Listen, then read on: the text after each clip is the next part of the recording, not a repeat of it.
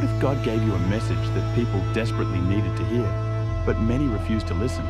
That was the calling of the prophet Isaiah. Isaiah ministered in the kingdom of Judah during a turbulent period of political danger and spiritual decline. He served during the reigns of several kings, including Uzziah, Jotham, Ahaz, and Hezekiah. Isaiah's life changed dramatically when he received a vision of the Lord seated upon a throne, high and exalted. Seraphim cried out, "Holy, holy, holy is the Lord Almighty." Overwhelmed by God's holiness and conscious of his own sinfulness, Isaiah cried out that he was a man of unclean lips. But God cleansed him. Then Isaiah heard the Lord ask, "Whom shall I send, and who will go for us?" Isaiah answered with words that have inspired believers for generations. "Here am I, send me." God commissioned Isaiah to speak to a nation that had repeatedly turned away from him. Isaiah warned Judah about sin, injustice, empty religious practices, and trusting political alliances instead of trusting God.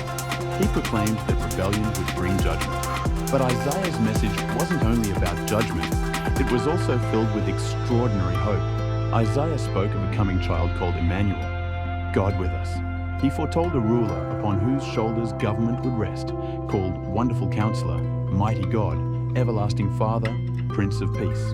Isaiah also described the mysterious suffering servant, who would be wounded for the transgressions of others and bear their iniquities. Christians understand these prophecies as pointing ultimately to Jesus Christ. Isaiah also looked beyond judgment toward restoration, a future in which God would comfort his people and ultimately create new heavens and a new earth. Isaiah's message teaches us that God's holiness should cause us to examine our own lives. It reminds us that genuine faith involves more than religious appearances. It should influence how we live and treat others. And Isaiah teaches us something else.